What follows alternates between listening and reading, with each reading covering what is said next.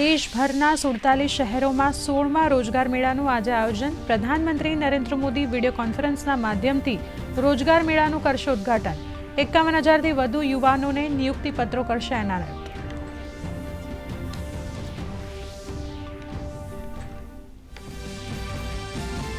કેન્દ્રીય ગૃહમંત્રી અમિત શાહ કેરળના પ્રવાસે તિરુવનંતપુરમમાં ભાજપ રાજ્ય સમિતિના નવા કાર્યાલયનું કરશે ઉદ્ઘાટન। વિકસિત કેરલમ સંમેલનમાં પણ લેશે ભાગ।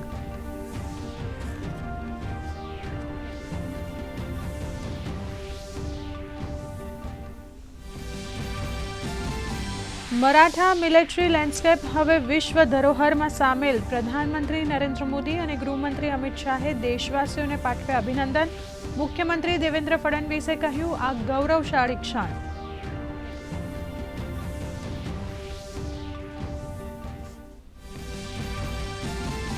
અમદાવાદ એર ઇન્ડિયા વિમાનના AAIBના પ્રાથમિક રિપોર્ટમાં ખુલાસા। ટેક ઓફ થયા બાદ તરત જ બંને એન્જિન થયા બંધ। ઇંધણમાં ફ્યુઅલ સપ્લાય બંધ થવાના કારણે એન્જિન થયા બંધ। એર ઇન્ડિયાએ કહ્યું, અમે તપાસમાં સહયોગ આપીશું।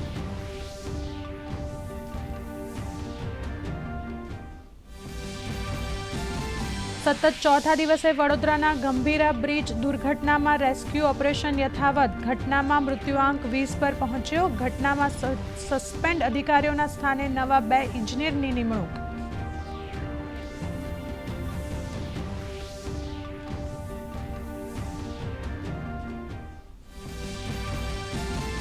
રાજ્યના 7,000 બ્રિજમાંથી નાદુરસ્ત પુલોની કરાઈ ઓળખ। મહીસાગર, પંચમહાલ, બનાસકાંઠા સહિતના જિલ્લા તંત્ર દ્વારા તમામ પુલોની કરાઈ સમીક્ષા।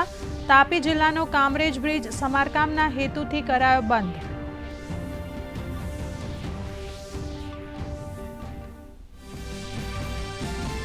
વરસાદનું જોર ઘટ્યું। આજે રાજ્યના 5 તાલુકામાં સામાન્ય વરસાદ તો છેલ્લા 24 કલાકમાં રાજ્યના 101 તાલુકામાં વરસાદ। સૌથી વધુ સાબરકાંઠાના તલોદમાં 2 ઇંચ અને અમદાવાદના ધોળકામાં 1.5 ઇંચ વરસાદ। હવામાન વિભાગે 17 જુલાઈ સુધી ભારે વરસાદની કરી આગાહી। રાજ્યમાં અવિરત અને સારા વરસાદના પગલે સાબરકાંઠાના તલોદમાં વધ્યું ડાંગરનું વાવેતર। 7,000 હેક્ટરમાં માત્ર ડાંગરની વાવણી કરાઈ। હજુ પણ વાવેતરમાં થઈ શકે છે વધારો।